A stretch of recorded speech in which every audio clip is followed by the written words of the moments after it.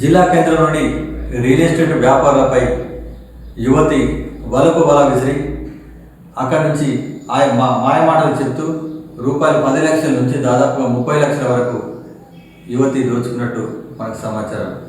ఎక్కడ చెబితే పరువు పోతుందనే ఉద్దేశంతో ఎవరు కూడా చెప్పకుండా లోనే మదనపడుతున్నారు.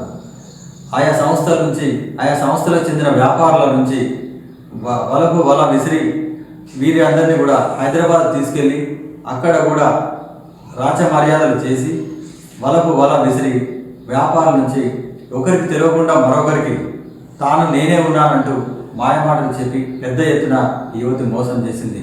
జిల్లా కేంద్రంలో ప్రస్తుతం ఈ వార్త దావానా వ్యాపించి ఎక్కడ పడితే అక్కడ ఇది చర్చకు దారితీస్తూ ఉంది. వలపు వల విసిన మహిళ గురించి పలువురు చర్చించుకుంటున్నారు. శాతవాహన టీవీ ప్రత్యేకంగా ఆయా ఎవరెవరు వ్యాపారులు ఎలా మోసపోయారో వాటి గురించి నిశితంగా పరిశీలిస్తూ ప్రత్యేక పరిశోధన చేస్తుంది.